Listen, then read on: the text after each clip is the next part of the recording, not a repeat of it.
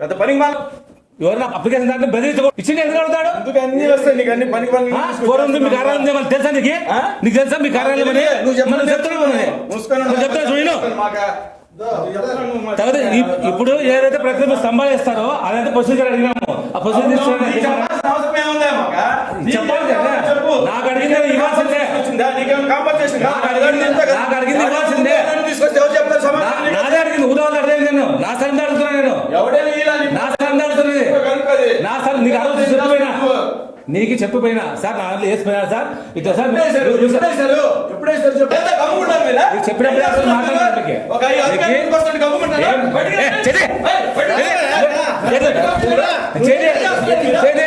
మాట్లాడకి ఏది మాట్లాడేది సబ్జెక్ట్ చేయబెడతండి చేయబెడతండి ఏం చేస్తారు ఇప్పుడు ఏం మాట్లాడారు ఇప్పటికి నా మీద చేసే ఎందుకు వచ్చింది నేనేమన్నా నేను మసగా మాట్లాడుతున్నాను మీరు మాట్లాడి నేను ఆఫీస్లో మాట్లాడుతున్నా ఆఫీసర్తో మాట్లాడుతున్నా మీ పేర్లు ఏం పేరు చెప్పండి మీ పేర్లు ఏం పేరు చెప్పండి మీ పేరు చెప్పండి నాకే మీ పేర్లు ఏం పేరు మీ అధికారం చెప్పండి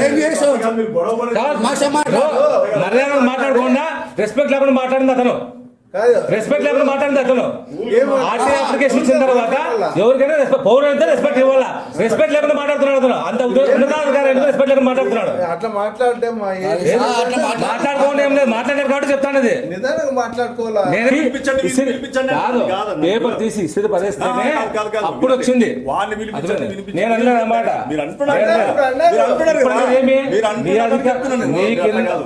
నువ్వు లేనప్పుడు మీరు లేనప్పుడు మీరు లేనప్పుడు మీకేం తెలుస్తుంది